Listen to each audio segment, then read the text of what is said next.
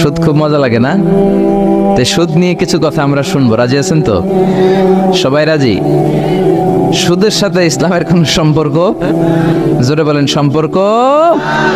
সুদ আছে যেখানে মুমিন যাবে না। সুদ হচ্ছে পুঁজিবাদী অর্থনীতির হাতিয়ার। দমন নিপীড়নের মূল মাধ্যম হচ্ছে সুদ। এই সুদের কারণে যারা ধনী এরা শুধু ধনী হতে থাকে, আর যারা গরিব শুধু গরিবই হতে থাকে।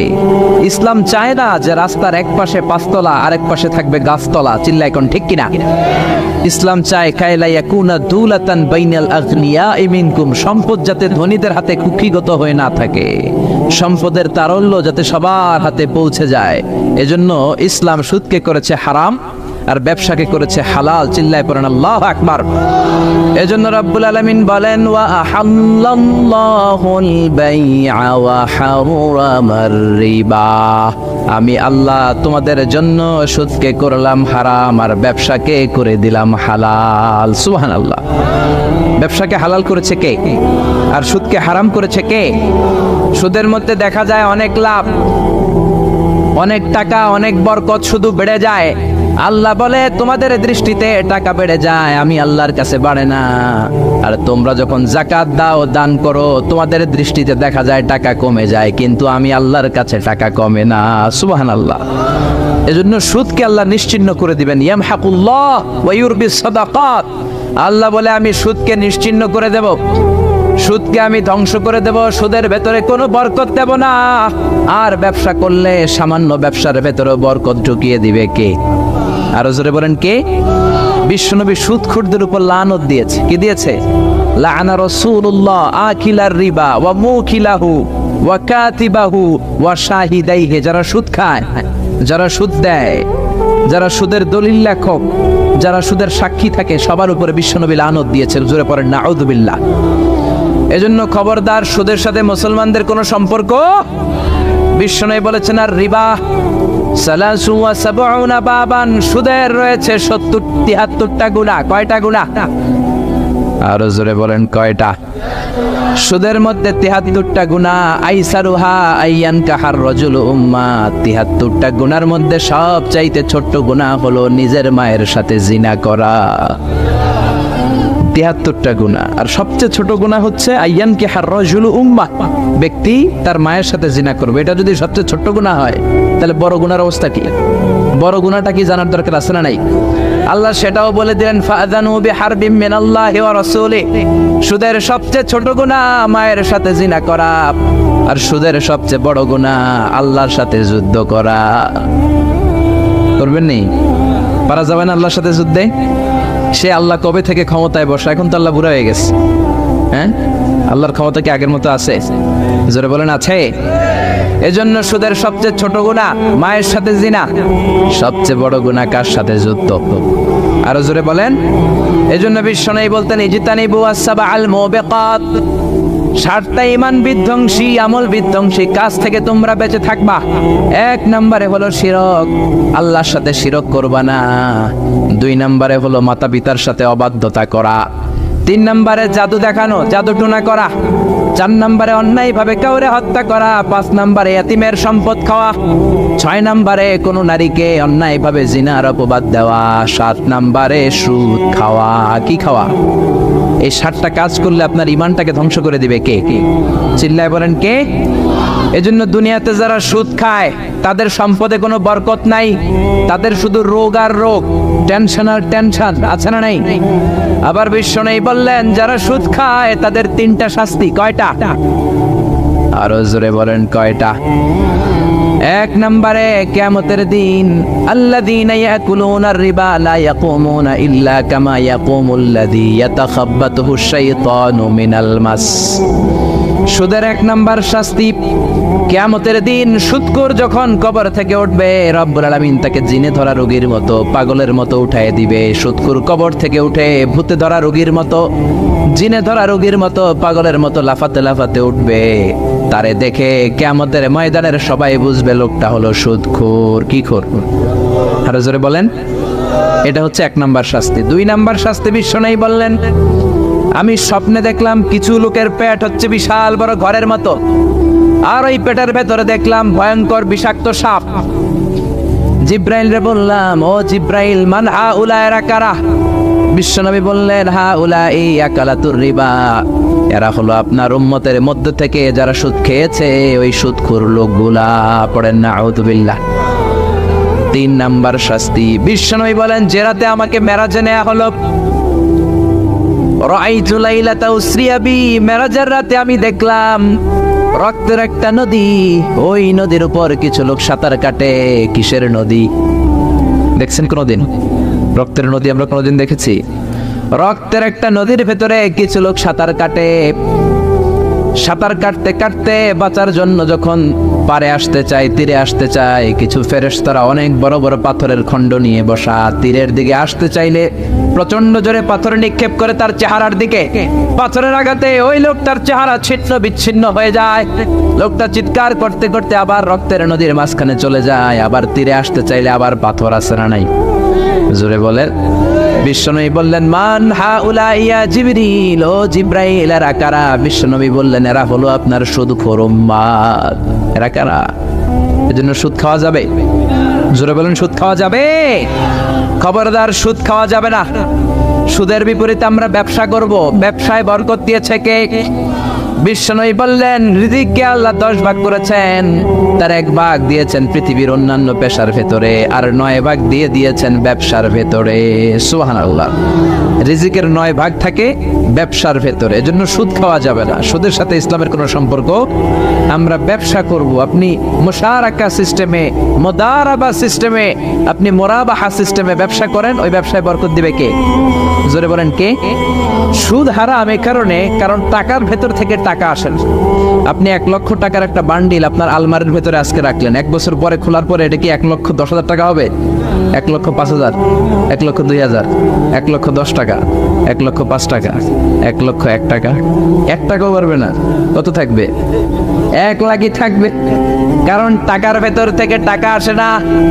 টাকার ভেতর থেকে টাকা আসে যখন ওই টাকার সাথে শ্রম যুক্ত হয়, যখন টাকার সাথে কষ্ট যুক্ত হয়, যখন টাকার সাথে মেধা যুক্ত হয়। ঠিক কি না? তো আপনি টাকা দিয়ে কেমন করে টাকার ভেতর থেকে টাকা নেন? এটা হারাম। হয়তো আপনাকে ব্যবসা অংশগ্রহণ করতে হবে, লাভ লস দুইটাতে অংশগ্রহণ করতে হবে, রিস্কও থাকবে। আপনি ব্যবসায় টাকা দিয়ে শুধু লাভ নিলেন, লস নিলেন না, এটাই সুদ। ঠিক কি না? আপনার লাভও নিতে হবে, লস নিতে হবে, ঝুঁকিও নিতে হবে। এইটার নাম হলো ব্যবসা। হয় আপনি ব্যবসা করবেন, তা না হলে আপনি কর্জা হাসানা দিবেন। কি দিবেন? কর্জা হাসানা দিলে ওই ব্যক্তির মর্যাদা বাড়িয়ে দেয় কে? চিল্লায় বলেন, কে? 3 সিস্টেমে ব্যবসা করবেন। কয় সিস্টেমে? সবাই বলেন, আরো জোরে বলেন। 1 নাম্বার হচ্ছে মুশারাকা সিস্টেম। মুশারাকা, পার্টনারশিপ।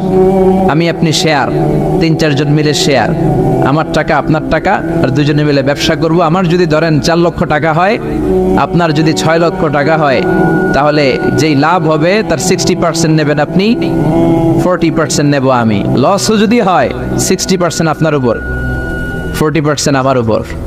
এই ব্যবসাকে বৈধ করেছে কে? আরো জোরে বলেন না। 2 নম্বরে হচ্ছে আল মুদারাবা। মুদারাবাও বৈধ। মুদারাবা মানে হচ্ছে আপনার টাকা আমার শ্রম। আল্লাহ আমারে কোনো টাকা দেয় না, আমি মিসকিন, আমি ফকির, আমি দেব শ্রম, আপনি দিবেন টাকা। কত পার্সেন্ট লাভ হলে কে কতটা নিব এটা আমরা ভাগ করে নিব। কিন্তু লস হলে আমার কোনো লস নাই, কারণ আমার শ্রম আপনার টাকা, আমি যে খাটছি এটাই তো আমার লস। ঠিক কিনা? কথা বলেন। আর টাকা যেহেতু আপনার, পুরো লস নেবেন আপনি। এই সিস্টেমও ব্যবসা যায়। 3 নাম্বার হচ্ছে আল মুরাবাহা। বুঝার চেষ্টা করেন, আমার ঘরে ফ্রিজ নাই, ফ্রিজের দাম 1 লক্ষ টাকা। কয় লাখ টাকা? আপনি আমারে বাজার থেকে 1 লক্ষ টাকা দিয়ে একটা ফ্রিজ কিনে আমার কাছে 1,20,000 টাকায় বিক্রি করবেন। এটা আমি কিস্তিতে দিব আপনারে, 6 মাসের কিস্তিতে দিব। আপনার লাভ হচ্ছে আপনি 1 লক্ষ টাকা দিয়ে কিনে 1,20,000 বিক্রি করছেন, 20,000 লাভ। আর আমার লাভ হচ্ছে আমার কাছে কোনো টাকা নাই, আমি ফ্রিজের মালিক হয়ে গেলাম, কিস্তিতে দিয়ে 6 মাস পরে আমি টাকাও পূর্ণ করে দিলাম। এটাকে বলে মুরাবাহা। শাহজালাল ইসলামী ব্যাংক, আল রাফা ইসলামী bank, Bangladesh Islamic bank limited, এই 3টার সিস্টেমে আপনাদের সাথে বিজনেস করে। আল মুদারাবা, আল মুশারাকা, আল মুরাবাহা। যেই সিস্টেমে আপনি করেন না কেন, এগুলোর কবুল করে নেবে কে? কিন্তু এগুলো না করে 100 টাকার বান্ডিল দিয়ে বললেন, এই নাও 100 টাকার বান্ডিল, এখানে 10,000 টাকা আছে, সুদে লাগালাম, মাসে দিবা 1,000। কয় হাজার? আরো জোরে বলেন। এখন মাস শেষে 1000 দিতে পারে না, ওইটার উপর আবার বাড়তে শুরু করলো। আল্লাহ বলে লা তাকুলু আর রিবা আদাআফাম মুদাআফা, খবরদার চক্রবৃদ্ধি হারে সুদ খেও না, মাহাজনী সুদ খেও না। কার কথা? আরো জোরে বলেন, কথাটা কার? মাহাজনী সুদ খাওয়া যাবে না, চক্রবৃদ্ধি হারে সুদ খাওয়া যাবে না। তাহলে ব্যাংকের সুদ খাওয়া তো যাবে না? ব্যাংকের সুদ খাওয়া যাবে না, ব্যাংকের সুদও হারাম, আর চক্রবৃদ্ধি হারে মাহাজনী সুদ, এটা অনেক ভয়ঙ্কর হারাম। গ্রামে গঞ্জে এরকম আছে না? নেই? 10,000 টাকায় মাসে 1000 টাকা সুদ। কথা কন, কথা কন, কথা কন। আছে, এখন দিতে পারে না, সুদ আবার বেড়ে যায়। এখন 2000 হয়ে গেছে, এরপরের মাসেও দিতে পারে না, 3000 হয়ে যায়। এরপরে কে আসলটা দেয়া লাগবে না, তুই সুদ চালা। কি চালা? সুদ চালাইতে চালাইতে বাড়ি নাই, ভিটা নাই, জমি নাই, টিউবওয়েল নাই, পরনের লুঙ্গিও নাই। আছে না নাই? এটার বলে মহাজনী সুদ, এটার বলে চক্রবৃদ্ধি হারে সুদ। এই সুদ খাওয়া যাবে না। এজন্য সুদ আপনি খেলে এই সুদের এই সম্পদের ভেতরে কোনো বরকত নাই, এটাকে ধ্বংস করে দিবে কে? চিল্লায় বলেন কে? এজন্য আপনি ব্যবসা করবেন। আল্লাহ বললেন হাল্লাল্লাহুল বাইআ ওয়া হারামার রিবা, আমি আল্লাহ ব্যবসাকে তোমাদের জন্য হালাল করলাম, সুদকে করলাম হারাম। এখন আমরা সুদ খাবো না, ব্যবসা করব। জোরে বলেন, সুদ না ব্যবসা? ব্যবসার সিস্টেম হচ্ছে আপনাকে লাভ লস দুইটাতে অংশগ্রহণ করতে হবে। আপনি যদি বলেন না আমি শুধু লাভ নিব, লস নিব না, এটা ব্যবসা হবে? এটা সুদ হবে। এটা কি হবে? চিল্লায় বলেন কি হবে? এরপর ইসলাম বলে লা মাইসার, কোনো জুয়া চুরি থাকবে না। বিজনেসের মধ্যে জুয়া চুরি নাই, মানে লটারি নাই। কিন্তু বাংলাদেশের লটারি সিস্টেম আছে না নাই? 10 টাকায় 40 লক্ষ টাকা আছে না নাই? এটা সরাসরি জুয়া চুরি, এটার সাথে ইসলামের কোনো সম্পর্ক। এর কারণ হচ্ছে আমরা 10 টাকা দিয়ে লটারি কিনি, পাই এরকম একটা কাগজ, এই লটারির একটা নাম্বার থাকে এখানে, ঠিক কিনা? আর লেখা আছে 10 টাকায় প্রথম পুরস্কার 40 লক্ষ টাকা। লক্ষ লক্ষ মানুষ 10 টাকা দিয়ে এটা কিনে। কিনার পর যেদিন ড্র হবে, রাফেল ড্র, একজন পায় 40 লাখ, আরেকজন পায় 30 লাখ, আরেকজন পায় 20 লাখ, আরেকজন 10 লাখ, পঞ্চম পুরস্কার পায় 1 লাখ, আর লক্ষ লক্ষ মানুষ এই কাগজ পানিতে ভিজায় খায়। সিল্লা এখন ঠিক কিনা? এটার নাম হচ্ছে জুয়া চুরি, এটা জায়েজ নাই। কিন্তু এই লটারির কাগজের সাথে যদি আপনার একটা কলম দিয়ে দেয়, এটাকে জায়েজ করার সিস্টেম আছে। এই 10 টাকার লটারির, যখন আপনি লটারিটা কিনবেন, আপনাকে যদি একটা কলম দিয়ে দেয়, তাহলে কেমন যেন আপনি 10 টাকা দিয়ে একটা কলম কিনলেন। এটা ব্যবসা, এটা হচ্ছে ব্যবসার সুরা, এটা জায়েজ আছে না নাই? তার মানে লক্ষ লক্ষ মানুষ যখন লটারি কিনলো, সাথে পেলে একটা কলম। এরপরে ড্র হওয়ার পরে একজন পাবে 40 লাখ, আরেকজন 30 লাখ, একজন 20 লাখ, আরেকজন 10 লাখ, আর লক্ষ লক্ষ সবাই পাইছে একটা করে কলম। তার মানে আমরা সবাই কিছু না কিছু পাইছি। সিল্লা এখন ঠিক কিনা? এই সিস্টেমে যদি করেন, তাহলে এটারে বৈধ করে দিবে কে? জোরে বলেন কে? এরপরে ইসলাম বলেন নো আনসার্টেইনটি, কোন ব্যবসার মধ্যে আনসার্টেইনটি থাকতে পারবে না, সুনিশ্চিত হতে হবে সবকিছু। লা দারারা ওয়ালা দারার ওয়ালা গারারা ফিল বাই, বেচা কিনার মধ্যে কোনো ধোঁকাবাজি থাকতে পারবে না, অনিশ্চয়তা থাকতে পারবে না। অনেকে উড়ন্ত কবুতর বিক্রি করে, আছে না নাই?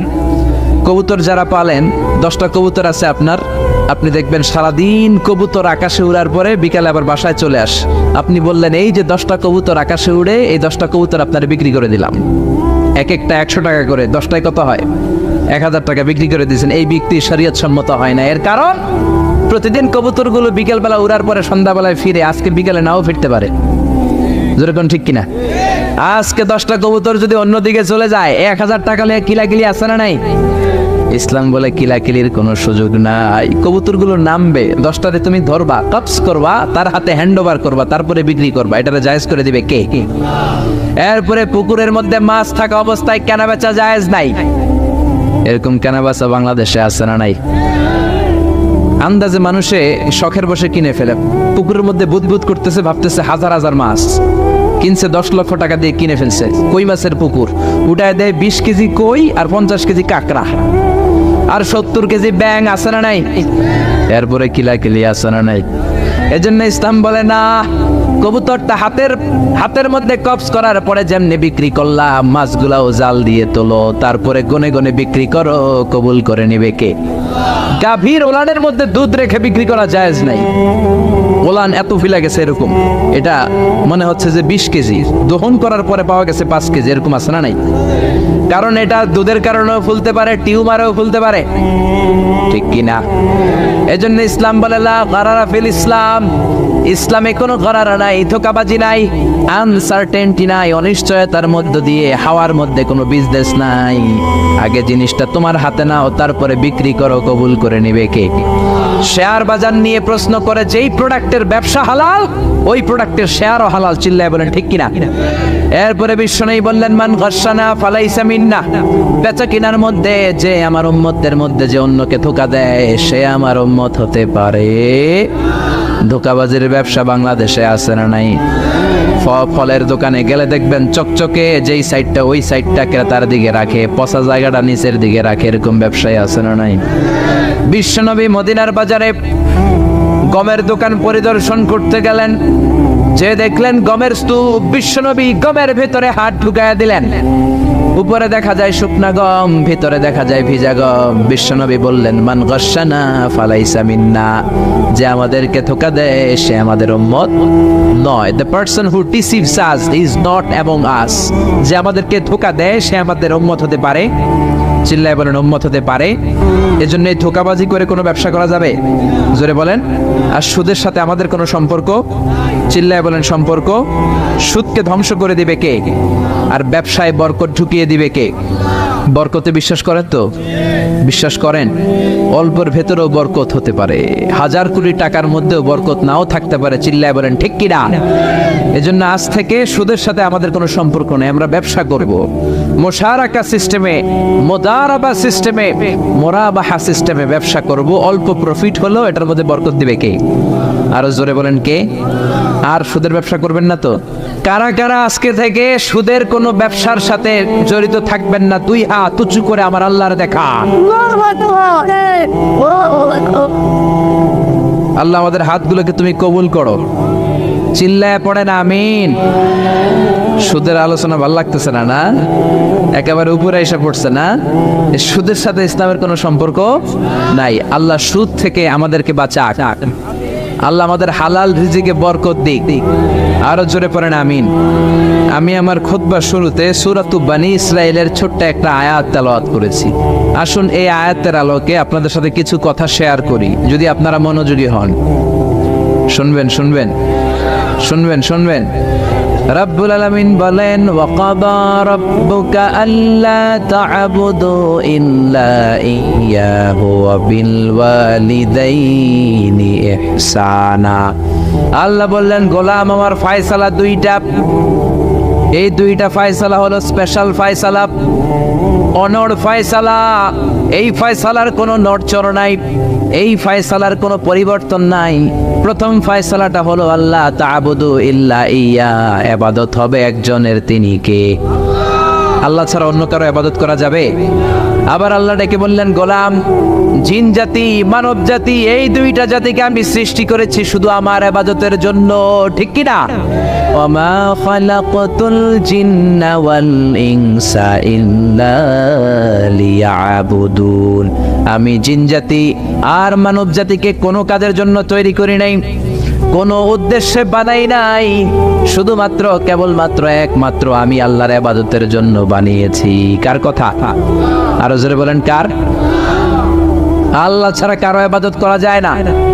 এই পৃথিবীতে যত নবী এসেছে, এই পৃথিবীতে যত রাসূল এসেছে, সব নবী রাসূলের একটাই দাওয়াত ছিল, তোমরা ইবাদত করবে একজনের, তিনি কে? ইয়া কওমি ইবুদুল্লাহা মা লাকুম মিন ইলাহিন গায়রু, ও আমার কওমের লোকেরা, ও আমার স্বজাতির লোকেরা, এক আল্লাহ ছাড়া অন্য কারো ইবাদত করো না। জিকির করতে হবে একজনের, চাইতে হবে একজনের কাছে, সেজদা দিতে হবে একজনকে, তিনি কে? আল্লাহ ছাড়া কাউরে সেজদা দেয়া যাবে? আমাদের দেশে মাজারে যে সেজদা আছে না নাই, এই মাজারের নামে যে ভণ্ডামি, এটার সাথে ইসলামের কোনো রিলেশন আছে? সম্পর্ক আছে? এই ভণ্ডামির সাথে ইসলামের কোনো সম্পর্ক? তো দিল বান্দা কালমা চোরে, না পায় শ্মশান না পায় ঘরে, দিন থাকিতে আয়রে পথে ছাইড়া দে ভণ্ডামি ভণ্ডামি ভণ্ডামি ভণ্ডামি, ছাইড়া দে ভণ্ডামি। ঠিক কিনা? নামাজ রোজা করে না, ইবলিশ শয়তানের নানা, এরকম আছে না নাই? নামাজ রোজা করে না, ইবলিশ শয়তানের নানা, ধর্মের একখান খুঁটি ধইরা কয়দিন করবা হয়রানি, ভণ্ডামি ভণ্ডামি ভণ্ডামি, ছাইড়া দে ভণ্ডামি। ঠিক কিনা?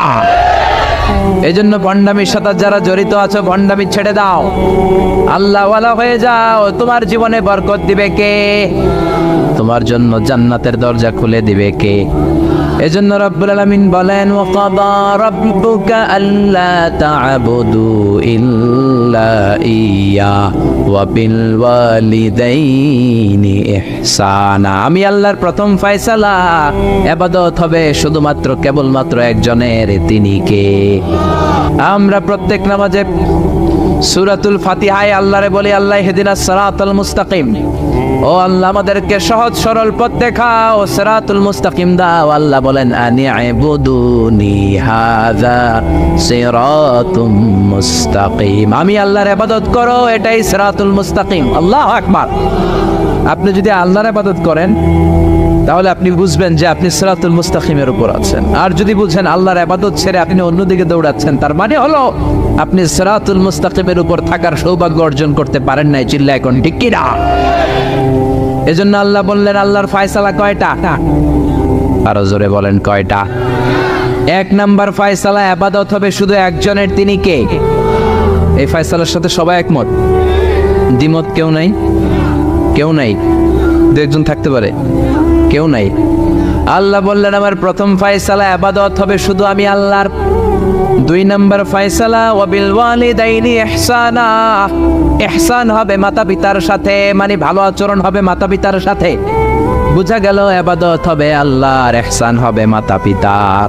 আল্লাহর সাথে, আল্লাহর জন্য আপনি ইবাদত করবেন, আর মাতা পিতার প্রতি আপনি ইহসান করবেন। ইহসান মানে সদাচরণ, ইহসান মানে খেদমত, ইহসান মানে তাদের জন্য খরচ করা, ইহসান মানে আপনার সব সম্পদ তাদের পায়ের সামনে, আপনার সব ক্ষমতা তাদের পায়ের সামনে বিলিয়ে দেয়া, বিছিয়ে দেয়া। চিল্লা এখন ঠিক কি না? এজন্য আল্লাহ বললেন, আমার দুই নাম্বার ফয়সালা, ওয়া বিল ওয়ালিদাইনি ইহসানা, মাতা পিতার সাথে ইহসান করবা। আমরা বললাম, আল্লাহ আপনার জন্য ইবাদত হবে, এটা আমরা বুঝলাম, মাতা পিতার সাথে ইহসান কেমন করে হবে এটা আমরা বুঝলাম না। আল্লাহ বললেন, ইহসান কাকে বলে যদি না বোঝো তাহলে বুঝে নাও, ইম্মা ইয়াবলুগান্না ইনদাকাল কিবারা আহাদুহুমা আও কিলাহুমা ফালা তাকুল লাহুমা উফ। আল্লাহ নিজেই ইহসানের ব্যাখ্যা দিচ্ছেন।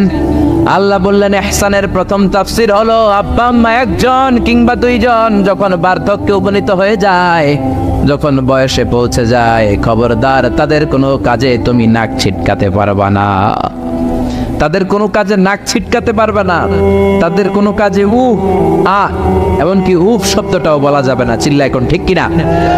কারণ আমরা যখন ছোট ছিলাম বাবা মারে কষ্ট দিয়েছি কি দেই নাই? আপনার কত বছর আগের ঘটনা মনে আছে? আপনার বয়স যখন 3 তখন আপনি কি করছিলেন মনে আছে? তো ওইটাই যদি মনে না থাকে, বয়স যখন 2 ছিল ওগুলা মনে আছে? বয়স যখন 1 ছিল ওগুলো মনে আছে? জ্বালাতনটা তো ওই সময় বেশি করছে। চিল্লা এখন ঠিক কিনা? শীতের রাত, আমাকে নিয়ে আমার মা ঘুমালো, আমাকে রেখেছে ডান দিকে, পেশাব করে ডান পাশটা আমি ভিজিয়ে দিয়েছি। আমার মা আমাকে ঘর থেকে বের করে দেয় নাই, শীতের রাতে বাম দিকে আমাকে শোয়ালো। কনকনে মাঘ মাসের শীতের রাতে বাম পাশটাতেও পেশাব করে ভিজিয়ে দিলাম, আমার মামারে ঘর থেকে বের করে দেয় নাই। আমার মা তার বুকের মাঝখানে রেখে ঘুমাতে শুরু করেছে। মাঘ মাসের শীতের রাত 3টার দিকে পেশাব করে মায়ের বুকটাও আমি ভিজিয়ে দিয়েছি, জামাটাও ভিজিয়ে দিয়েছি। মা 3টার দিকে উঠে নতুন শাড়ি পরে, নতুন জামা পরে আগের ভিজা পেশাব মাখানো জামাটাকে চেঞ্জ করে আবার আমাকে নিয়ে ঘুমিয়েছে, আমাকে ঘর থেকে বের করেছে নাকি? জোরে বলেন। এজন্য আল্লাহ বুঝাতে চাইলেন, গোলাম ছোট্টবেলা যেমনি কষ্ট দিয়েছো, মা বাবা রেগে যায় নাই, তোরে লাথি মেরে ঘর থেকে তাড়ায় দেয় নাই, তোরে এতিমখানায় দেয় নাই। মা বাবা বয়সে যখন উপনীত হয়ে যায়, বার্ধক্যে যখন পৌঁছে যায়, ওই মা বাবারে খবরদার বৃদ্ধাশ্রমে দিয়ে আসবি না। বৃদ্ধাশ্রম বাংলাদেশে আছে না নাই? ছেলে আমার মস্ত মানুষ, মস্ত অফিসার, মস্ত ফ্ল্যাটে যায় না দেখা এ পারে ও পার, নানান রকম জিনিস আর আসবাব দামি দামি, সবচেয়ে কম দামি ছিলাম একে মাত্র আমি। ছেলের আবার আমার প্রতি অগাধ সম্ভ্রম, আমার ঠিকানা তাই বৃদ্ধাশ্রম। ঠিক কি না? অনেক কপাল পোড়া আছে, ডাকাত আছে, মা বাবা বার্ধক্যে উপনীত হওয়ার পরে তাদের কর্মকাণ্ডে নাক ছিটকায়, ঘরে আর বাবা মারে রাখতে মনে চায় না, বৃদ্ধাশ্রমে রেখে আসে। এরকম ডাকাত আছে রাড়াই। বাবা মারে বৃদ্ধাশ্রমে দেয়া যাবে? চিল্লায় বলেন দেয়া যাবে? যেই বেয়াদব গুলো, যেই ডাকাত গুলো মার বাবারে বার্ধক্যে উপনীত হলে, বয়স হয়ে গেলে বৃদ্ধাশ্রমে দিয়ে আসে, ওই বেয়াদবটা বুড়া হলে ওর কপালে বৃদ্ধাশ্রম জুটবে না। চিল্লায় এখন ঠিক কিনা? ভাঙ্গা থালা হাতে নিয়ে তুই ভিক্ষা করে খাবি। চিল্লায় এখন ঠিক কিনা? আল্লাহ বললেন আমার 2 নাম্বার ফয়সালা, ওয়াবিল ওয়ালিদাইনি ইহসানা, মাতা পিতার সাথে ইহসান করবা। ইহসানের প্রথম ব্যাখ্যা, ইম্মা ইয়াবলুগান্না ইনদাকাল কিবারা আহাদুহুমা আও কিলাহুমা ফালা তাকুল লাহুমা উফ। মা বাবার একজন কিংবা 2 জন যদি বার্ধক্যে উপনীত হয়ে যায়, খবরদার মা বাবারে বৃদ্ধাশ্রমে দিও না। মা বাবা পেশাব করে দিতে পারে, পায়খানা করে দিতে পারে, তোমাকে যেমনি পরিষ্কার করে আদর যত্ন করেছে তুমিও পরিষ্কার করবা, মা বাবার খেদমত করবা, তোমার জীবনটারে উজালা করে দিবে কে? আল্লাহ বললেন ইহসানের 2 নাম্বার ব্যাখ্যা, ওয়ালা তানহারহুমা, মা বাবারে ধমক দিও না। অনেক বেয়াদব ছেলে মেয়ে আছে, মা বাবার সাথে ছিড়কি দিয়ে কথা বলে, ধমক দিয়ে কথা বলে, এলাকার লোকদের সাথে যখন কথা বলে ভদ্র ভাষায় কথা বলে, ঘরে ঢুকলে মায়ের গালি দেয়, আছে না নাই? বাবারে ডাকে বুড়া, মারে ডাকে বুড়ি, আছে না নাই? তুমি কেমন করে মায়ের বুড়ি ডাকো, বাবারে বুড়া ডাকো? তোমার বাপ মা তো বুড়া হয়েছে তোমার কারণে। তোমারে মানুষ করতে যে তোমার মা বাবা তাদের জীবন যৌবন হারিয়েছে, তোমারে মানুষের মতো মানুষ করতে যে তারা তাদের জমি হারিয়েছে, তোমারে বিদেশ পাঠাতে যে তারা তাদের পিঠেমাটি হারা হয়েছে। যেই বাবা মা তোমার জন্য সব কিছু ছেড়েছে, খবরদার ফালা তানহারহুমা, ওই বাবা মারে ধমক দিবা না। কার কথা? চিল্লায় বলেন কার? এরপর আল্লাহ বললেন ওয়ালা তানহারহুমা ওয়া কুল লাহুমা কওলান কারীমা, তাদেরকে ধমক দিবা না, বরং তাদের সাথে ভালো আচরণ করবা, কোমল ভাষায় কথা বলবা। যত ভদ্রতা তুমি জানো, যত কার্টিসি তুমি জানো, যত সফটনেস তোমার জানা আছে, যত ভদ্রতা তুমি শিখেছো, সব ভদ্রতা তুমি ইউজ করবা তোমার মা বাবার সাথে। যত কোমল ভাষা তুমি জানো, যত শুদ্ধ কথা তুমি জানো, সব তোমার মা বাবার জন্য তুমি ইউজ করবা। চিল্লায় কোন ঠিক কিনা? এরপরে রব্বুল আলামিন বললেন ওয়াখফিদ লাহুমা জানাহায-যুল্লি মিনার রাহমাতি ওয়া কুর রাব্বিরহামহুমা কামা রাব্বায়ানি সাগীরা, তাদের জন্য রহমতের ডানা বিছিয়ে দাও। তোমার যত ক্ষমতা আছে মা বাবার পায়ের সামনে ঢেলে দাও, যত অর্থ আছে তাদেরকে তুমি বিলিয়ে দাও। আর বাবা মা একজন কিংবা 2 জন যদি দুনিয়া ছেড়ে বিদায় নেয়, তাদের কবরের সামনে দাঁড়িয়ে চোখের পানি ছেড়ে পড়তে আরম্ভ করে দাও, রব্বিরহামহুমা কামা রাব্বায়ানি সাগীরা ওয়া কুর রাব্বিরহামহুমা কামা রাব্বায়ানি সাগীরা। ও আল্লাহ, ছোট্টবেলা বাবা মা যেমনি আমার আদর দিয়ে সোহাগ দিয়ে কাছে টেনে নিয়েছে, কিয়ামতের দিন কবরের ভেতরে তুমিও আমার বাবা মারে আদর করে কাছে টেনে নিও। পড়ে না আমিন? চিল্লায় পড়ে না আমিন? এজন্য ইবাদত হবে একজনের, তিনি কে? আর ইহসান হবে কার সাথে? এজন্য মা বাবার দোয়ার দরকার আছে না নাই? পৃথিবীর যত আল্লাহর ওলি আছে, যত পীর সাহেব আছে, সবাই এই পুরো কোরআন খতম করে যদি একটা গ্লাসের পানির মধ্যে ফু দেয়, আর আপনার আম্মা শুধু বিসমিল্লাহ বলে আরেকটা গ্লাসের পানির ভেতরে ফু দেয়, আল্লাহর কসম আপনার মায়ের দোয়াটা আগে কবুল হয়ে যাবে। এজন্য মা বাবার খেদমত করেন। আপনার বড় পীর সাহেব হলো আপনার বাবা, আপনার বড় পীর সাহেব হলো আপনার মা। দুনিয়ার সবাই দোয়া করলে ওই দোয়া মিস হয়ে যেতে পারে, মা বাবা দোয়া করলে মিস হবে নাকি? হবে।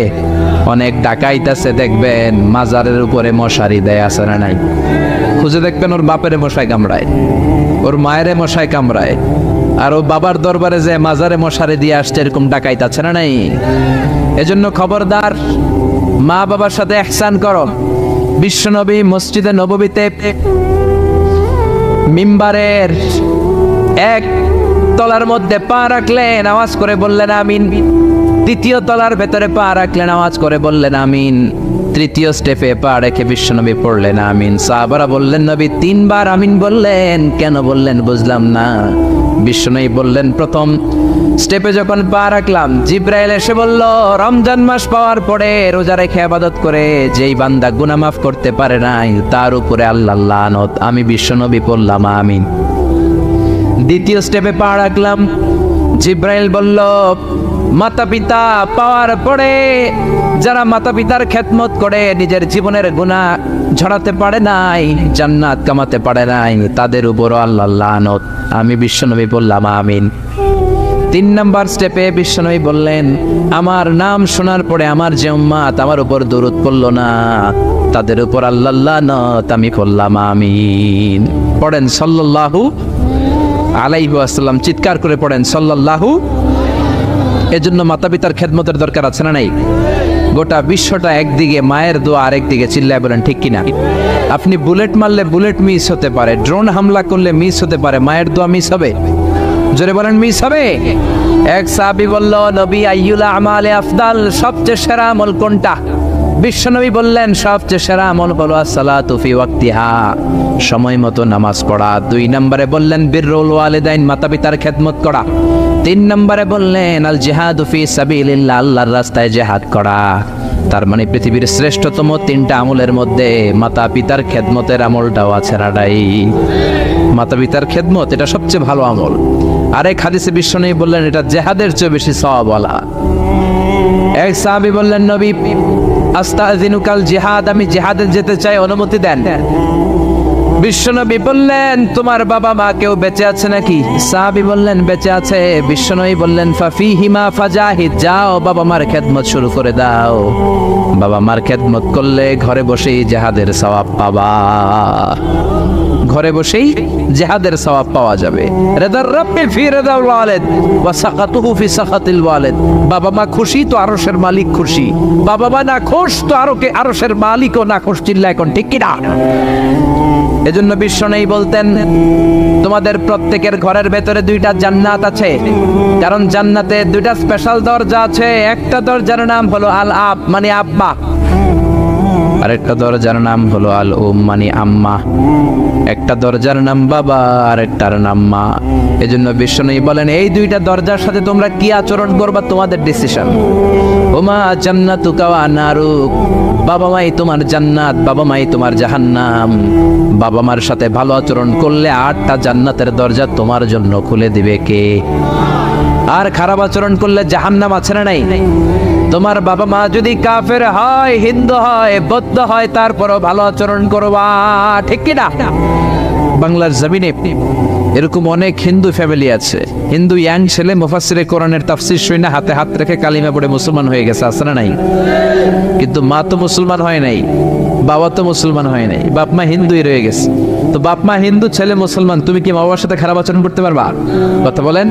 মা বাবা হিন্দু হোক, নাস্তিক হোক, বৌদ্ধ হোক আর খ্রিস্টান হোক, মা বাবার দোয়া নিতে হবে, আশীর্বাদ নিতে হবে। চিল্লা এখন ঠিক কিনা? বিশ্বনবী শালী নাম কি বলেন তো? কেউ জানেন বিশ্বনবী শালীর নাম কি?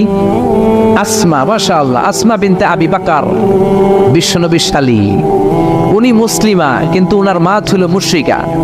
বিশ্বনবীরে বললেন নবী আমি মুসলিমা কিন্তু আমার মা মুশরিকা, কাফেরা, এখন আমি কি করব? আমার মায়ের সাথে কি ভালো আচরণ করব নাকি? বিশ্বনবী বললেন খবরদার, মা মুশরিক হোক কাফের হোক তারপরেও তোমার মা, ঠিক কি না? সিলিহা, দোয়া দাও, ভালো আচরণ করো, সম্পর্কটারে মিলায় রাখো, তোমার জান্নাতে ঢুকাই দিবে কে? 3 জিনিসের দিকে তাকালেই সওয়াব। তিনটা জিনিসের দিকে তাকানোর সাথে সাথে আপনার আমলনামায় সওয়াব দিবে কে? এক নম্বর নাজার ইলাল কোরআন, কোরআনের দিকে যখন নজর করে তাকাবেন আপনার আমলনামায় সওয়াব দিবে কে? সুবহানাল্লাহ কইতে মনে চায় না?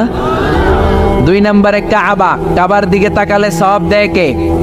তিন নম্বরে নাজার ইলা ওয়াজহিল ওয়ালিদাইন, মাতা পিতার চেহারার দিকে নজর করে তাকালে সওয়াব দেয় কে? এজন্য বিশ্বনবী বললেন সালাসু দাওয়াতিন মুস্তাজাবাত, তিন ব্যক্তির দোয়া কোনোদিন আল্লাহ ফিরায় না। এক নম্বরে দাওয়াতুল মুসাফির, মুসাফিরের দোয়া। আপনি সফর করেন না মাঝে মাঝে, কক্সবাজারে যাচ্ছেন, সিলেট যাচ্ছেন, এই যে গাড়ির মধ্যে বসে আছেন, ওই সময় আপনি দোয়া করবেন বেশি বেশি। ওই সফর অবস্থায় দোয়া করলে ওই দোয়া কবুল করে কে? দুই নম্বরে দাওয়াতুস সাইম, রোজা রেখে দোয়া করলে কবুল করে কে? তিন নম্বর দাওয়াতুল ওয়ালিদাইনি লিওয়ালাদিহি, মাতা পিতা যখন চোখের পানি ছেড়ে হাত দুইটা তুলে আল্লাহর কাছে ছেলে মেয়েদের জন্য দোয়া করে, ওই দোয়াটাও কবুল করে কে? এজন্য সবার আগে দোয়া চাইবেন মা বাবার কাছে। কার কাছে? আমাদের কাছে অনেকে দোয়া চায়, আমরা বলি আরে তোমার মায়ের কাছে চাও, তোমার আব্বার কাছে চাও। আমার দোয়া তোমার জন্য কবুল হতেও পারে, নাও হতে পারে, কিন্তু তোমার মা তো তোমার জন্য মুস্তাজাবুদ দাওয়া, তোমার বাবা তো তোমার জন্য মুস্তাজাবুদ দাওয়া। তোমার মা হাতটা তোলার সাথে সাথেই কবুল। চিল্লায় কত সুবহানাল্লাহ। একজন বাবা এবং মা ছেলে মেয়েদের জন্য কতটা কষ্ট সহ্য করে, কতটা জ্বালা যন্ত্রণা সহ্য করে, বাবা মা না হওয়ার আগে এটা কেউ বুঝবে? আপনি শুধু ওয়াজ শুনতে পারবেন, কিন্তু বুঝবেন তখন যখন একটা ছেলে হবে, যখন একটা মেয়ে হবে, ঠিক কি না? এজন্য বিশ্বনবী বলতেন আল জান্নাতু তাহতা আকদামি উম্মাহাতিকুম, ও দুনিয়ার মানুষেরা শোনো শোনো, যেই জান্নাতের জন্য তোমরা পাগল, যেই জান্নাতের বর্ণনা শুনলে তোমাদের হৃদয় ঠান্ডা হয়ে যায়, যেই জান্নাতে যাওয়ার জন্য তোমরা ইবাদত করো, ওই জান্নাত থাকে তোমাদের মায়ের পায়ের তলায়। এই দুনিয়ার পুরুষ মানুষদের পায়ের নিচে থাকে জুতা, জুতার নিচে থাকে বালি, আর এই দুনিয়ার এক একটা মহিলার পায়ের নিচে থাকে তার ছেলে মেয়েদের জান্নাত। ওগো মা তুমি এই ধরনের শ্রেষ্ঠ নেয়ামত, তোমারই পদ তলে রয়েছে জান্নাত। ওগো মা তুমি এই ধরনের শ্রেষ্ঠ নেয়ামত, তোমারই পদ তলে রয়েছে জান্নাত। সুবহানাল্লাহ পড়েন। এই পৃথিবীটারে 100 বার বিক্রি করলে যে টাকা হবে, ওই টাকা দিয়ে জান্নাতের একটা চেয়ারের দাম হবে? সবাই বলেন হবে না। আচ্ছা, এই পৃথিবীটারে 5000 বার বিক্রি করলে যেই মূল্য বা টাকা পাওয়া যাবে, ওই টাকা দিয়া জান্নাতের একটা টেবিল কিনা যাবে? আর যেই 8টা জান্নাত মায়ের পায়ের নিচে পড়ে আছে, ওই পা দুইটার দাম আল্লাহর কাছে বেশি না কম? জোরে বলেন বেশি না কম? এই জন্য এক সাহাবী বললেন, নবী মান আহাক্কু বিহুসনি সাহাবাতি ইয়া রাসূলুল্লাহ, এই দুনিয়ায় এত মানুষ, এত বন্ধু, এত সাহাবী, এত লোক, কার সাথে ভালো আচরণ করব? বিশ্বনবী বললেন উম্মুকা, তোমার মায়ের সাথে, সুম্মা মান, তারপরে কার সাথে? তোমার মায়ের সাথে, তারপরে কার সাথে? তোমার মায়ের সাথে। 3 বার। আর এক হাদিসে আছে 4 বার বললেন তোমার মায়ের সাথে, 5বার বললেন তোমার পিতার সাথে। সুবহানাল্লাহ। মায়ের মর্যাদা 4 গুণ বেশি। কয় গুণ? এর কারণ আল্লাহ কোরআনে বলে দিলেন সূরা লোকমানে, হামালাতু উম্মুহু, মায়ের মর্যাদা এত বেশি হওয়ার কারণ হলো বাবা তোমারে পেটে ধরে নাই, পেটে ধরেছে কে? ওয়াহানানা আলা ওয়াহান, 10 মাস 10 দিন বাবা কষ্ট সহ্য করে নাই, করেছে কে?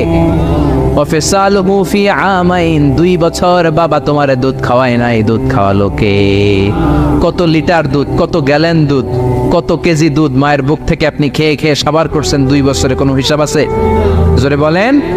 বিশ্বনবী বললেন লাউ কাতাআতা জিলদাক, তোমার চামড়াটা কেটে কেটে রোদে শুকিয়েও যদি মায়ের 2 পায়ের 2টা জুতা বানিয়ে দাও, ছোট্টবেলায় 1 ঢোক দুধ যে তুমি খেয়েছো, সেই 1 ঢোক দুধের শোধ আদায় হবে নাকি?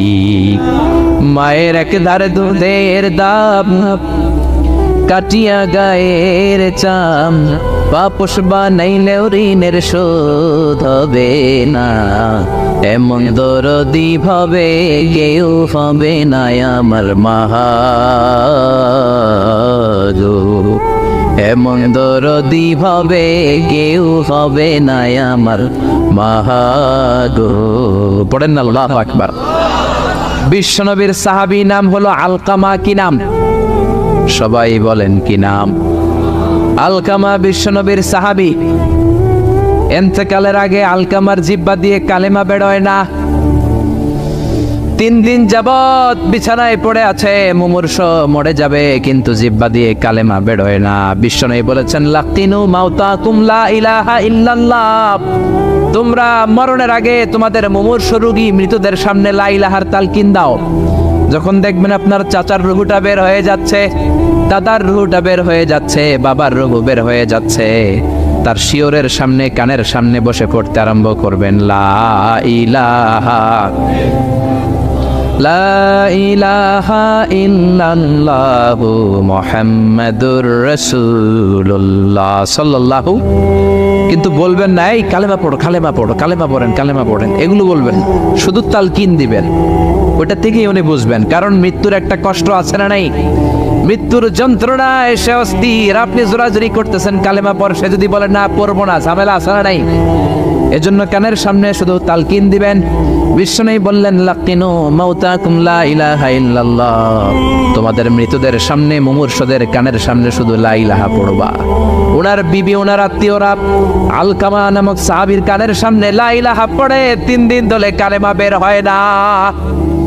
কখন যেন মরে যায়, বিশ্বনবীর কাছে পাঠানো হলো। বিশ্বনবী সুহাইব আর বেলাল 2 জন সাহাবীকে পাঠালেন, তারা যেও কালেমার তালকিন দিল, কিন্তু মুখ দিয়ে কালেমা বের হয় না। বিশ্বনবী আলকামার বিবিরে ডেকে পাঠালো, ও বিবি, আলকামার বিবি, তোমার স্বামী কেমন ছিল? বলে, আমার স্বামী অনেক বড় আল্লাহর ওলি ছিল, নামাজ ছাড়তো না, তেলাওয়াত ছাড়তো না, জিকির ছাড়তো না। বিশ্বনবী বললেন, আলকামার বাবা মা কেউ বেঁচে আছে নাকি? বিবি বলে, আলকামার মা বেঁচে আছে, ডাকো। আলকামার মা আসার পরে বিশ্বনবী বললেন, আপনার ছেলে কেমন ছিল? নামাজ পড়তো নাকি, রোজা করতো নাকি, জিকির করতো নাকি? আলকামার মা বলে, সবই করতো। আপনার সাথে কেমন আচরণ করতো? এটা বলার পরে মা আর কথা বলে না, শুধু চোখের পানি ছাড়ে। আলকামার মা বলে, নবী, আলকামার ব্যাপারে আমার মনে অনেক দুঃখ, কোনোদিন আমার কথা শুনে নাই, শুধু বিবির কথা শুনতো, বউরে প্রাধান্য দিত, আমার যত্ন নিত না, আমার কথা বেশি শুনতো না, এজন্য আমার মনে আলকামার ব্যাপারে অনেক জ্বালা। বিশ্বনবী বললেন, আপনার ছেলেরে মাফ করে দেন। রাগের চোটে আলকামার মা বলে, না, আমি মাফ করব না। বিশ্বনবী বললেন, ও সাহাবারা, লাকড়ি আনো, আগুন জ্বালাও, আলকামারে আমরা আগুনের উপর নিক্ষেপ করব। আগুন জ্বালানো হলো, সব সাহাবারা আলকামাকে ধরে আগুনের মধ্যে ফেলবে। ইন দ্য মিন টাইম দুঃখিনী মা বিশ্বনবীর পায়ের সামনে এসে বলে, ও নবী, আমার কলিজার টুকরাটারে আগুনে ফেলবেন না। ও নবী, আমার মনে আর কোনো জ্বালা নাই, আমার মনে আর কোনো দুঃখ নাই, আলকামা তো আমার নার ছেড়া ধন। 10 মাস 10 দিন আমার পেটে ছিল, আমার দেহ থেকে নিউট্রিশন নিয়ে, খাদ্য পুষ্টি নিয়ে আলকামা বড় হয়েছে। বেয়াদবি করেছে, কি হয়েছে?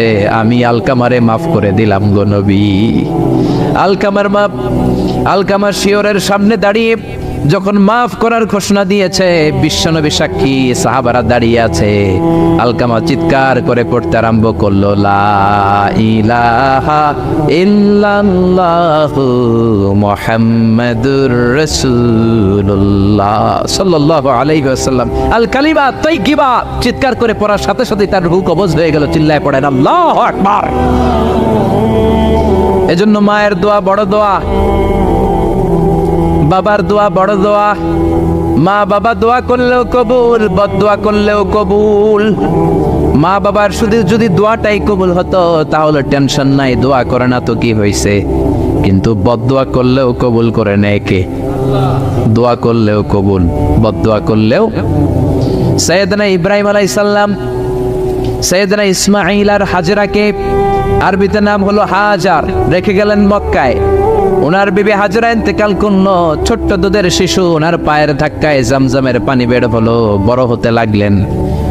শৈশব পেরিয়ে কৈশোর, কৈশোর পেরিয়ে যৌবন, তাগড়া যুবক। তখন জুরহুম নামক একটা কওমের একটা মেয়েকে তিনি বিয়ে করলেন। বিয়ে করে সুখের সংসার শুরু করলেন আল্লাহর আদেশে। অনেক পরে সৈয়দনা ইব্রাহিম তার কলিজার টুকরা ইসমাইলের বাড়িতে বেড়াতে গেল। কার বাড়িতে? কে গেল বেড়াতে? সৈয়দনা ইব্রাহিম বেড়াতে গেলেন। যাওয়ার পরে দেখে সৈয়দনা ইসমাইল ঘরে নাই। দরজার বাইরে থেকে সালাম দিলেন, আসসালামু আলাইকুম। এটা কিন্তু প্রামাণ্য বর্ণনা দিচ্ছে আমি বুখারী থেকে, বুখারীর বর্ণনা, এটা গল্প না। দরজার বাইরে থেকে সালাম দিলেন, আসসালামু আলাইকুম। ভেতর থেকে কর্কশ গলায়, ঝাঁঝালো কণ্ঠে, কণ্ঠের মধ্যে কোনো মায়া নাই, দয়া নাই। এরকম একটা কণ্ঠের মেয়ে উত্তর করে বলল, ওয়া আলাইকুমুস সালাম। সাইয়েদনা ইব্রাহিম জিজ্ঞেস করলো, কাইফা হালুকি ইয়া উম্মি, ও মা তুমি কেমন আছো? মেয়ে কয়, বেশি ভালো না। সংসার কেমন চলে? সুবিধার না? খাওয়া দাওয়া ঠিক মতো হয়নি না? কিচ্ছু হয় না? আমনে কেডা? সাইয়েদনা ইব্রাহিম বলে, আমি কে তোমার জানার দরকার নাই। ইদা জা যাওজুকি মিনাল গাবা, স্বামী যখন তোমার বন থেকে শিকার করে ফিরবে, ফাকরাই আলাইহিস সালাম, তোমার স্বামীরে আমার পক্ষ থেকে একটা সালাম দিবা। ও মুরিহিয়া ইয়াগাইরা আতাবাতা বাবিহি, বলবা ঘরের দরজার চৌকাঠটা যেন পাল্টে ফেলে। সাইয়েদনা ইব্রাহিম চলে গেলেন। বিকেলবেলা জঙ্গল থেকে শিকার করে সাইয়েদনা ইসমাইল ঘরে ফিরলেন। ঘরে ফেরার পর বিবি বলে, একটা বুড়া আইছিল। বুড়া কে আইছিল? সাইয়েদনা ইসমাইল বলে, বুড়া? বুড়া মানুষ আবার আমার ঘরে আসবে কেন? কেন আসছে? আপনারে সালাম দিছে। ওয়ালাইকুম আসসালাম। আর কি বলছে? বলেছে আপনি যেন ঘরের দরজার চৌকাঠ পাল্টে ফেলেন। ও মিয়া, চোর বোঝে চোরের সিগন্যাল, পুলিশ বোঝে পুলিশের সিগন্যাল, নবী বোঝে নবীর সিগন্যাল, ঠিক কিনা? সাইয়েদনা ইসমাইল তো বুঝে ফেললেন, কিরে ঘরের দরজার চৌকাঠ পাল্টে ফেলো, এরকম রূপক কথা, মেটাফরিক্যাল ইঙ্গিত দুনিয়ার সাধারণ মানুষ দিতে পারে না। চিৎকার দিয়ে বিবিরে বললেন, ও কপাল পুড়ি, তুই কি করলি? নিজের কপাল পুড়লি, নিজের কপালে নিজে কুড়াল দিলি। যেই লোকটারে বুড়া বুড়া বলে সম্বোধন করলি, ওই লোকটার কেউ নয়, আমার জন্মদাতা পিতা, এই জামানার সবচেয়ে বড় পয়গম্বর ইব্রাহিম খলিল। আমার বাবা যে সিগন্যাল দিয়েছে, এটা তো গ্রিন সিগন্যাল না, এটা রেড সিগন্যাল। তার মানে তোর তালাক দিতে বলেছে, গেট আউট, গেট আউট, ডিভোর্সিও তালাক দিয়ে দিলাম, যা। আপনার আব্বাও যদি বলে তোমার বউরও তালাক দিয়ে দাও, দিয়ে দিবেন নাকি? এবার দিয়ে দিয়েন না। আপনার বাবাও বাবা, ইসমাইলের বাবা ইব্রাহিমও, কথা বলেন। সাইয়েদনা ইব্রাহিম ছিলেন আল্লাহর জালিল কাদের পয়গম্বর। আকাশ থেকে ওহী আসলে নবীরা কথা বলে, মন গড়া নবীরা কিছু বলে না। আপনার বউকে যদি আপনার বাবা বলে তোর বউরে তালাক দে, দিয়ে দিয়েন না। আবার কি করবেন? বুঝাবেন, বাবারও বুঝাবেন, বিবিরও বুঝাবেন, ঘরের ভিতরে সংলাপ করবেন, সমঝোতা করবেন। আমাদের দেশের দুই নেত্রী সংলাপ করে না তো কি হয়েছে? আমরা করব, আমরা ঘরে ঘরে সংলাপ করব, সমঝোতা করব, ঠিক কি না? মিলায়ে দিবেন, মিলায়ে দিলে বরকত আছে না নাই? কেউ ঝগড়া লাগলে মিলাবেন, মারামারি লাগলে মিলাবেন। কেউ যদি আরেকজনরে মারতে যায়, উদ্ধত হয়, মিলায়ে দিবেন। যারা মিলায়ে দেয় তাদের মর্যাদা বাড়ায় দেয় কে? কিন্তু সমাজের কিছু দুষ্ট চরিত্রের লোক আছে, দুইজন যদি মারামারি লাগে আরো লাগায়া দেয়, আছে না নাই? আগুন লাগলে আপনারা কি ডালেন? অনেকে তেল ডালে, আছে না নাই? এখন আগুন লাগলে কি তেল ডালবেন না পানি ডালবেন? মিলায়ে দিবেন। বউরেও বুঝাবেন, বাবারও বুঝাবেন, দুইজন রে বুঝায় আস্তে ধীরে আগাবেন। তালাক তো অনেক পরের কথা। ইসলামের দেয়া অনুশাসন যদি আমরা মেনে চলি, কোনোভাবেই তালাক হবে না। স্বামীকে আল্লাহ কিছু দায় দায়িত্ব দিয়েছেন, স্ত্রীকে আল্লাহ কিছু দায় দায়িত্ব দিয়েছেন।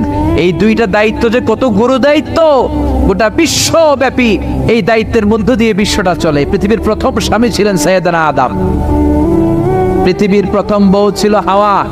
সেখান থেকে স্বামী স্ত্রীর এই জীবন আছে না নাই? স্বামী আর স্ত্রী বানায় যেজন মিস্ত্রি, সে বড় আজব কারিগর, ঠিক কিনা? স্বামী আর স্ত্রী বানায় যেজন মিস্ত্রি, সে বড় জটিল কারিগর। এজন্য এই সম্পর্কটা বড় ভয়ঙ্কর সম্পর্ক, এটাকে মিলিয়ে রাখতে হবে। তালাকের সিস্টেম হচ্ছে, প্রথমে আপনি ফাইদুহুন্না, কোরআন বলে আপনি প্রথমে স্ত্রীকে ওয়াজ করবেন। ঝগড়া হলে কি করবেন? ঘরে ওয়াজ নাই, আছে মারামারি আর কিলাগিলি। ওয়াজ করবেন, ওয়াজেও কাজ হচ্ছে না, বুঝানোর চেষ্টা করবেন, বুঝে না। এরপর আল্লাহ বললেন, ওয়াহজুরুহুন্না ফিল মাদাজি', বিছানা আলাদা করে দাও, তুমি এক রুমে ঘুমাবা, তোমার বিবিরে দিবা আরেক রুম। কিছুদিন বিচ্ছেদ চললে ওই বিবির অন্তরে ভালোবাসা তৈরি করে দিবে কে? সুবহানাল্লাহ পড়েন। এখন ওয়াজ করলেন, বুঝাইলেন, বুঝে না। বিছানা আলাদা করলেন, তাও শোনে না। এবার ওয়াদ্রিবুহুন্না, কোরআন বলল বউরে শাসন করো। অনেকে বলে বউরে পিটাও, না, পিটানোর কথা বলে নাই। ওয়াদ্রিবুহুন্না মানে তাদেরকে শাসাও, শাসন করো। মুফাসসিররা এটার তাফসীর করতে যে হয়রান হয়েছে যে কি দিয়া পিটাবে। কোন মুফাসসির কয় খেজুরের ছোট্ট ডালা দিয়ে এরকম বাড়ি মারবে, আর বলবে ভালো কথা কই হনস না কেন। অনেকে বলবে, অনেক মুফাসসির বলেছে মেসওয়াক দিয়ে বাড়ি মারবে, তোমার এত বোঝাই বুঝো না কেন, দুইটা ছেলে মেয়ে হয়েছে আমাদের।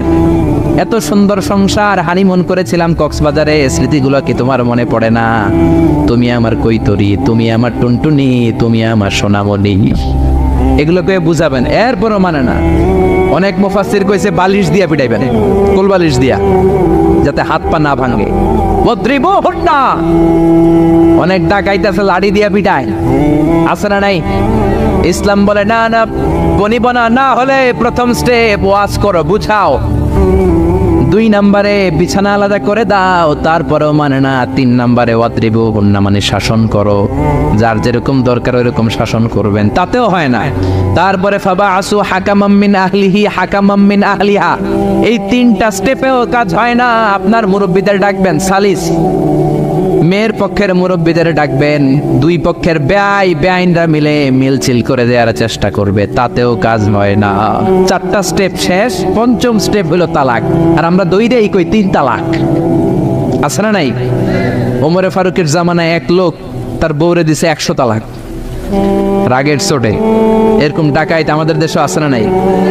এখন বিবি এসে বলে, ওমরে ফারুক 100 তালাক দিয়েছে আমার স্বামী, কি করব? সৈয়দনা ওমরে ফারুক বলে, তোর ডাকাইত স্বামীটা কোথায়? কয় এই জায়গায়। কিরে কয় তালাক দিছিস? কয় 100টা। দিবি 3টা, 100টা দিলি কেন? কয় রাগের মাথায় দিছে। কয় দাঁড়া, তোর বিচার করতেছে। 3 তালাকে তোর বউ তালাক, বাকি 97 তালাক তোর পিঠে পড়বে। সুবহানাল্লাহ কইতে মন চায় না? এজন্য এই হচ্ছে তালাকের সিস্টেম। কতগুলো স্টেপ আপনি পার হলেন, তারপরেও আপনি একসাথে 3 তালাক দিবেন না। ইসলামের তালাককে 2 ভাগে ভাগ করা হয়েছে, একটা আত-তালাক আস-সুন্নি আর একটা তালাক আল-বিদআই। তালাক আস-সুন্নি মানে সুন্নতি তালাক, আর তালাক আল-বিদআই মানে বেদাতি তালাক। বেদাতি তালাক হচ্ছে রাগের মাথায় 3 তালাক, 14 তালাক, 22 তালাক। কিন্তু তালাক সুন্নি, সুন্নাত সম্মত তালাক হচ্ছে আপনার বিবি যখন পবিত্র, মানে যখন পিরিয়ড হচ্ছে না, ওরকম একটা পবিত্র সময় তারে আপনি তালাক দিবেন। 1 মাসের সময় আছে, একটা তালাক দিবেন, 1 মাসের ডিউরেশন, এর মধ্যে বিবির আবার নিয়ে আসতে পারবেন, কোনো সমস্যা নাই। সুবহানাল্লাহ পড়েন।